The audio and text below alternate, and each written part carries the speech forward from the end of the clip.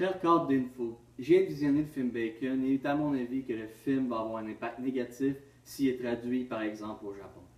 Voyez-vous, selon l'étude du gouvernement du Canada, les Japonais veulent toujours une nourriture de meilleure qualité, plus saine, à des coûts moins élevés. Puis aussi, ils sont assez pro-environnement. Donc, en sachant cela, je vais vous donner deux idées d'engagement social que vous pourriez prendre qui vous éviteraient de perdre beaucoup de vos parts du marché.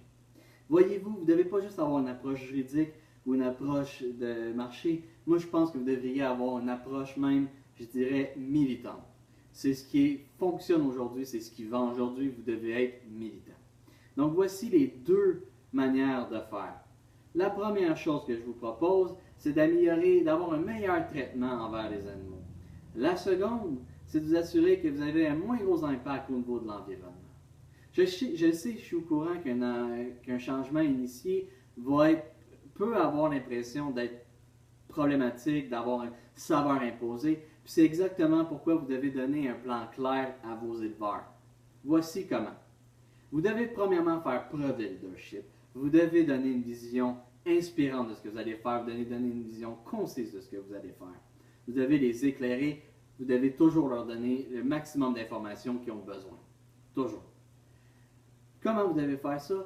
Bien, vous devez essayer de réduire l'idée des méga-porcheries.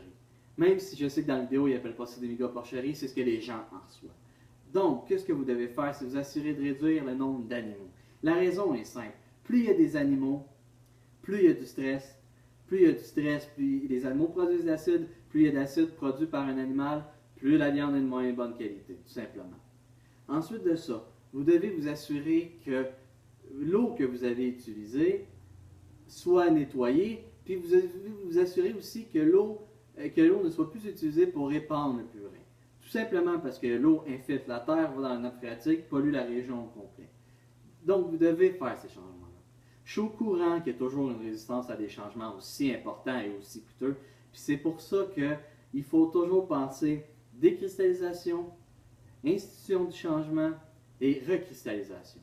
Puis pour chacun des deux engagements sociaux que je vous ai donnés, je vais vous donner 3 points, ou 1 point par partie si vous voulez. Première chose, la raison pourquoi vous devez, comme je l'ai dit tantôt, pourquoi vous devez avoir un meilleur traitement au niveau des animaux, c'est parce que les Japonais cherchent une meilleure manière de manger à moindre coût. Ce n'est pas vraiment le traitement éthique des animaux qui les intéresse ici, mais plutôt la qualité de la viande. Donc, comment vous devez faire? Mais je vous l'ai dit, les animaux sont moins stressés. S'ils sont moins stressés, la qualité de la viande est meilleure. Ça veut dire quoi ça pour InFood?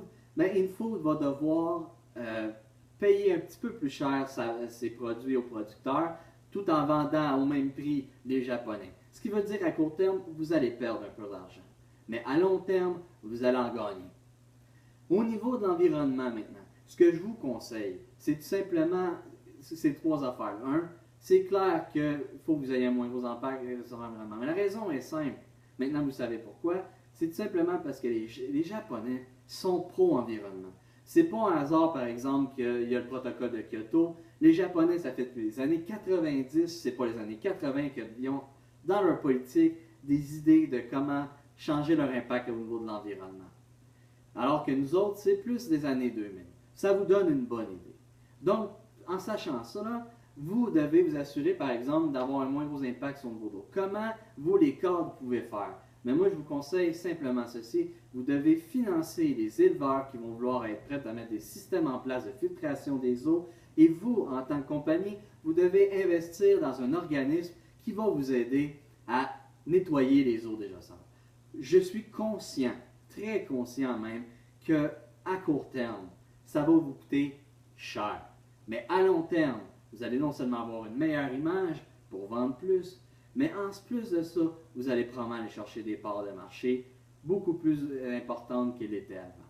C'est pas mal les idées que moi je vous donne afin d'améliorer votre compagnie et de ne pas perdre des parts de marché à cause d'un film comme Bacon. Merci beaucoup.